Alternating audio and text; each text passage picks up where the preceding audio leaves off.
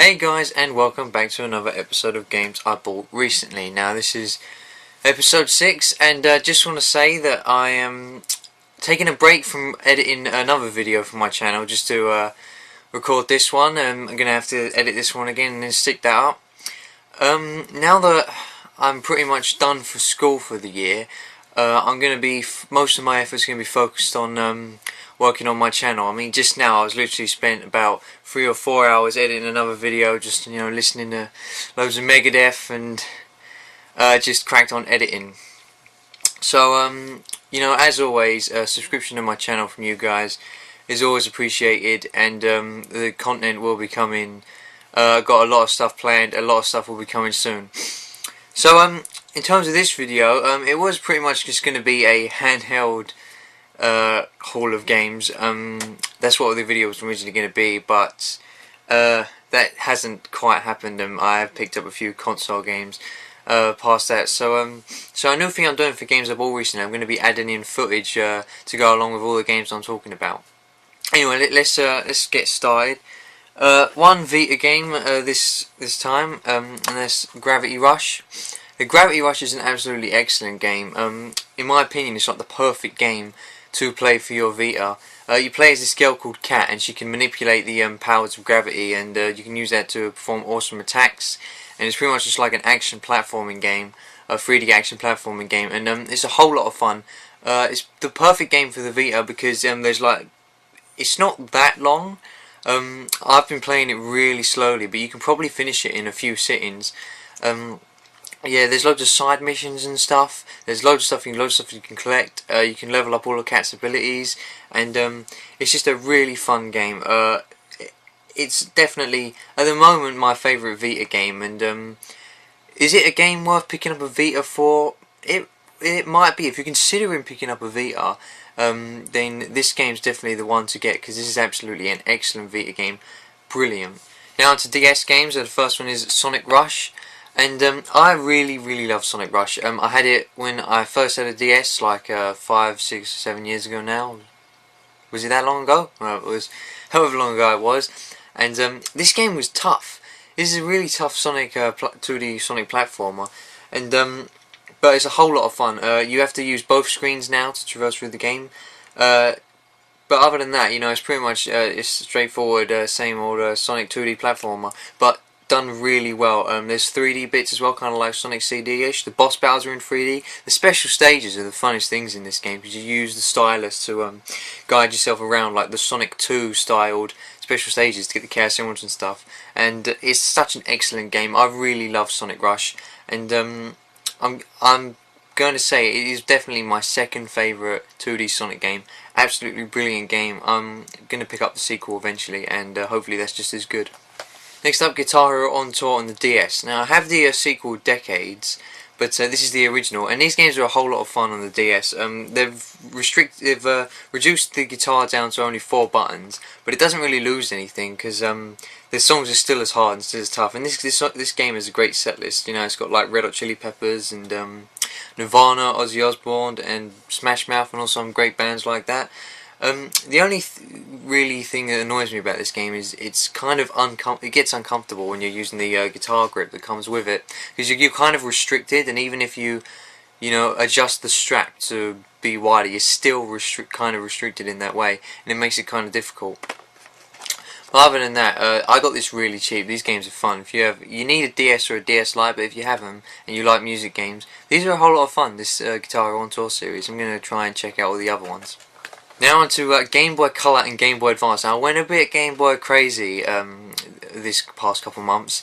I think when I got Zelda Link's Awakening in the last Game Boy, in the last games I bought recently, that kind of led me to want to get loads, and I did get quite a few here. I went on eBay and bought quite a few. So starting off, speaking of Zelda, I got Legend of Zelda Oracle of Ages. And yeah, this is one of the Oracle games. There's also Oracle of Seasons, which I don't have yet, but I'm getting real soon. And yeah, this pretty much uses this is made by Capcom as opposed to Nintendo, but they've taken just the engine and all the mechanics and stuff from Link's Awakening, and just kind of made another couple games based on it. But they've added in some few stuff, like you can get rings to enhance your powers now and stuff. And yeah, these games are very similar to Link's Awakening, but you can kind of see how it's got the kind of Capcom feel. I was a big fan of Minish Cap, and I can see how this is kind of leaning towards that. So great fun, these Zelda Oracle games. Check them out if you like Zelda. Great top-down 2D Zelda games on the Game Boy Color. In the auction with that, I also got Donkey Kong Country, which is a fairly good port of the Super Nintendo version, which I loved. Obviously, you lose a couple features, like you can only have one monkey on screen at a time, and stuff like that. But as a port for the Super Nintendo version, it's pretty good considering what the Game Boy Color, the restrictions of the Game Boy Color. But there is a port of this on Game Boy Advance, so I don't recommend this that much. You might as well pick up the Game Boy Advance version if you're going to get one, if you don't have a Super Nintendo. I do love buying games back from my childhood, and this one is a particularly wonderful memory. This Super Mario Bros. Deluxe. This is an absolutely excellent version of the game. The only restrictions is that you got a smaller screen, but apart from that, it's pretty much the exact same game as the original Super Mario Bros. On the NES. There's also extra modes like the Versus Boo mode, which is really fun, and multiplayer mode and stuff. But I just the main reason I bought this was because of like nostalgia. I loved this game as a kid, and I actually lost it when I was at a holiday camp, and I had my Game Boy in my pocket, and I was watching someone play Point Blank at the arcade, and I must have been either so clumsy that it fell out of my pocket, or I could have been pickpocketed. But I lost this game along with my Game Boy, and I was so upset. And then when I finally got a Game Boy again, I had the choice to get this, but for some reason I got Game & Watch Gallery 3, which is also a great game, but I had so much fun memories playing through this game as a kid, and it is hard, so I actually managed to complete it when I was a little kid. And yeah, this is an excellent version of Super Mario Bros. Really great. If you have anything to play this on, you should check this out. Excellent port. Another game that I played to death as a kid, and that's Rayman. Now, I'm not going to talk about this much now because I'm planning on doing a video of some of the portable Rayman games. But it's an excellent platforming game. Different version to the PS1 version, completely its own game, using some of the similar environments, but still its own game in its own right, and it's an excellent game as well. Love this as a kid, love it now. Finally completed it, never completed it as a kid. Actually, funny thing, when I was a kid, I didn't have a clue how the password system worked, and this game doesn't have saves.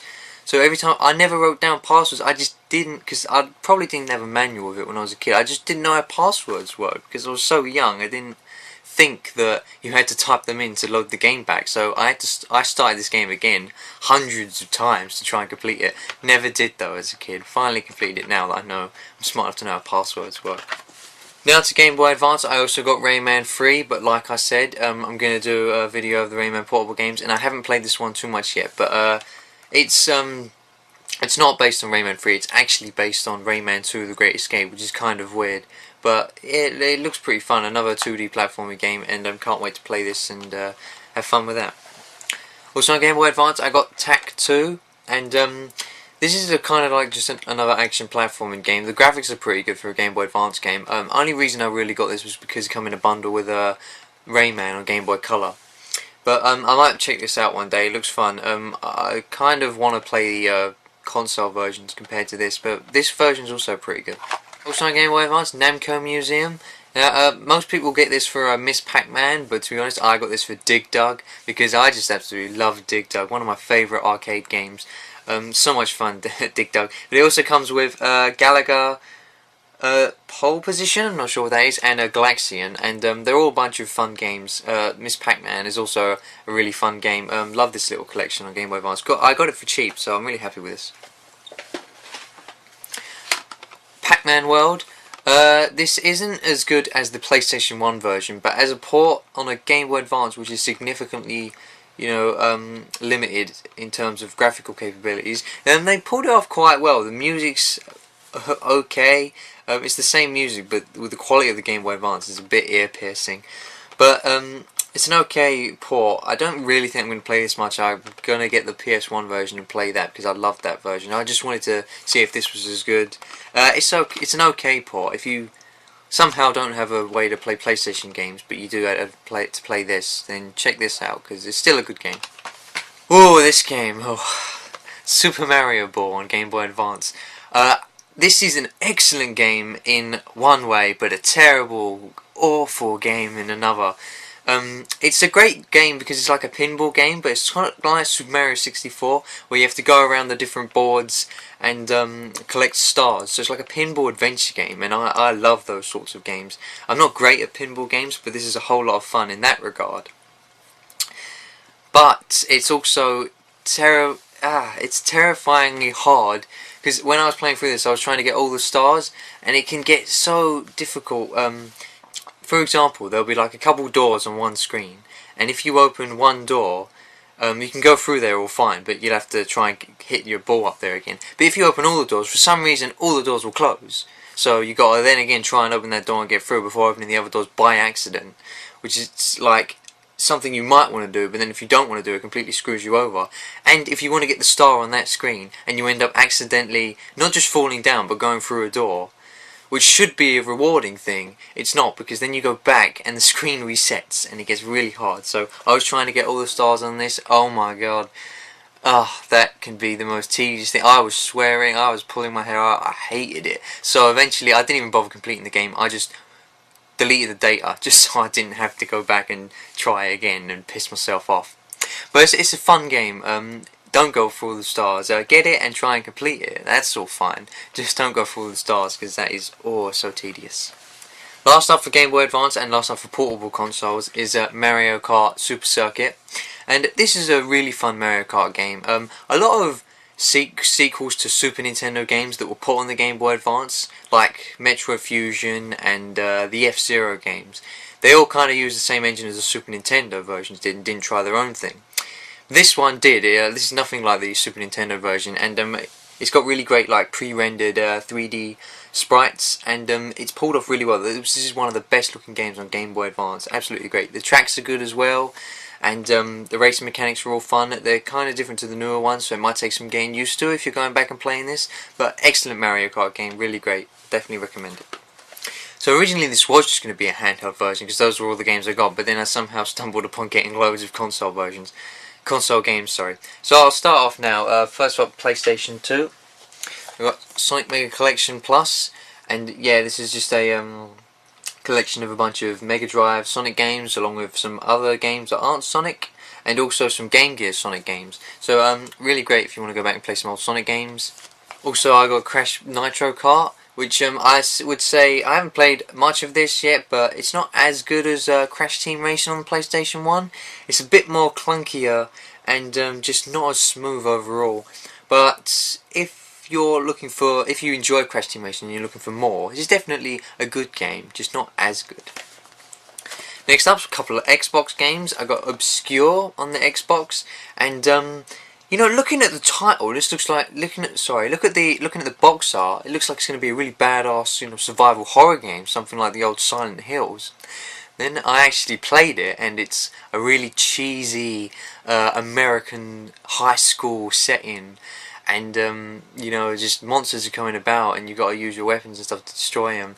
I have only played this game once to record footage and to test if the disc worked, so I'm not sure if the whole thing's going to be that crap, but if it's like, it might be crap in a good sense that it's just hilarious, or it might be good in a good sense where it's actually a good survival horror game. I'm gonna go back and play this more. It looks fun. Also got Metal Gear Solid 2 Substance on the Xbox, and I don't actually own Substance, but I do own the HD collection on PS3, so I have all the extras from Substance. Pretty much just got this for the collection purposes. I've played Metal Gear Solid 2 like 4 times, so I probably won't go back and play this. The Xbox version, you know, just from recording footage, I must say, is not as smooth as the PS2 version. The controls are a bit odd because there's no L1 or R1 buttons. You have to click the left stick to look down your sights and go in first person mode, which is a bit weird, and the frame rate's a bit odd. So if you got a PS2, I'd say get that version and avoid this. If you've only got an Xbox, this is it's still a great game, so check it out. Next up, some Wii games. I've got Excite Truck, which is a really fun truck racer, and you can do tricks and stuff, and rather than like getting in first place, you get ranked on this game by earning stars by performing special moves and tricks and crashes and stuff, and it's a whole lot of fun. It actually wasn't a launch game for us. We got it in the February or the March following the launch of the Wii. But I did have it at launch, and I've just bought it again, and I always love this game. It's really great.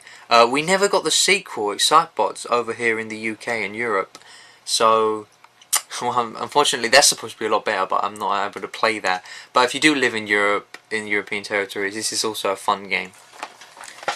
I also got Dragon Quest Swords, which I've only played once to record footage for, but it's a whole lot of fun. It's like a first-person.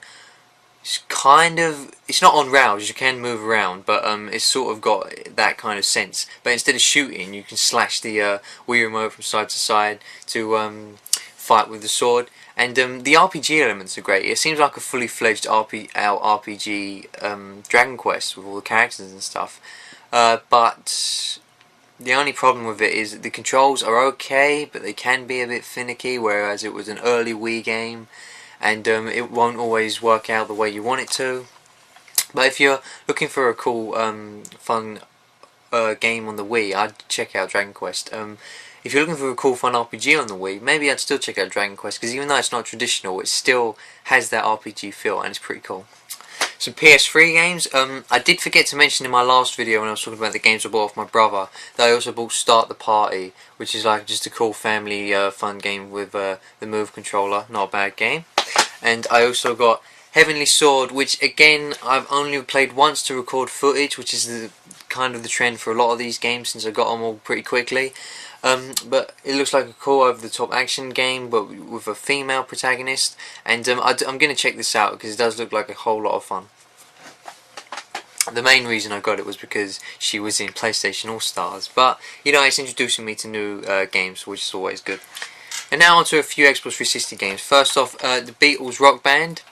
And my brother had this before, but I've just recently picked it up. Absolutely love this game. Excellent. I do like the Beatles. I've probably been wearing a Beatles shirt in some of my earlier videos, so you can probably tell that I like the Beatles. And this game is just so... This game is pretty much perfection now to a T. They have put in so much love into this game for the Beatles. Like, the best thing about this game is the graphics are great. And the dreamscapes that they've put in some of their later songs, it just really brings the songs alive. And it's hard to, play the game without just staring at the background and thinking about just how brilliant this is. And not only that, like, even the loading screens are filled with like audio samples from before they've even recorded the songs, and just stuff like, if you restart a song, you'll hear the sound guy say take two, and just all the little things in this game just make it to be one of the most perfect games that's ever been created, and it's absolutely a brilliant music game. It's not the hardest, so if you're just into music games for difficulty and fun factor, then maybe this game isn't for you. But if you like the Beatles, and this is the perfect, most brilliant game that you could play. It's an absolutely amazing game, and it's hard to say if this is better than Rock Band 3. I think Rock Band 3 is probably a better game because of all the stuff that it has. But if we're talking about perfect games, like games that just are brilliant for what they are, the Beatles just has to take the cake. Absolutely amazing game. It took them years to make it, and I can see why. But it all worked out in the end because it's such an excellent game. Apparently it didn't sell as well as they wanted to. But that is a shame. So you can pick up this game cheap now, and I definitely recommend it if you're a fan of the Beatles. Now to a bunch of games that I bought from my friend. Again, I only played these to record footage, so I can't give much impressions about them. First off is Bulletstorm. I know this is a first-person shooter that's, a big emphasis on score and how you kill your enemies, and a whole lot of swearing and probably not a great storyline. So this is just like a fun, action-y game. Brink, not the best reviews and apparently not that good from what I played. I didn't have a clue what I was doing.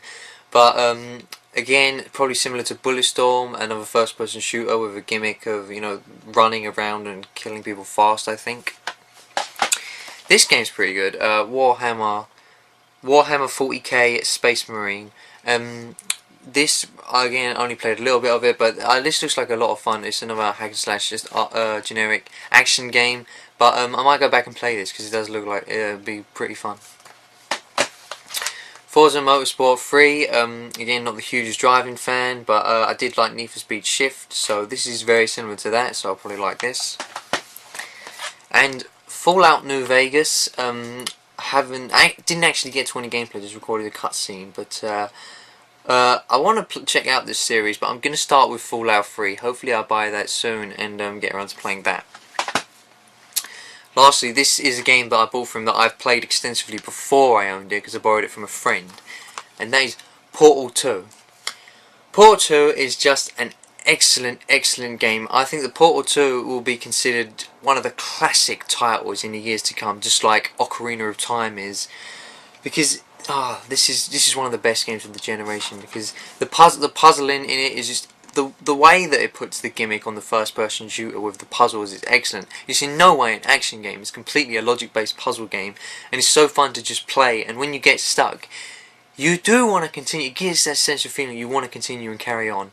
And the characters are great, the comedy in it is just done really well. You know, Stephen Merchant playing Wheatley, and you know, GLaDOS is back, and the whole plot twist halfway through. The writing in this game is one of the best things about this game. Like, everything in this game is just done so well. The gameplay, the writing, the pacing's brilliant. You know, it's a great length. The music's great. So much stuff that I could praise about this game. And it's got co-op. I haven't tried the co-op yet, but apparently that's just as good as the single player.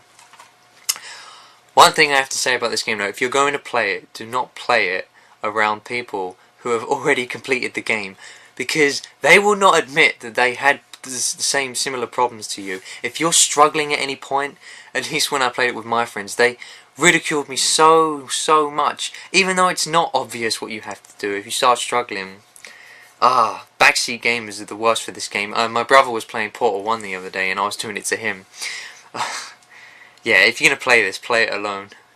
And don't spoil it, don't watch any guides, don't do anything like that. You have to play this entirely yourself. But I definitely recommend Portal 2 to anyone. It's such a fun game. It's not for everyone, but I do recommend that you check it out and see if it is your cup of tea, because it's just such a great game. I really recommend it. Love Portal 2 so much.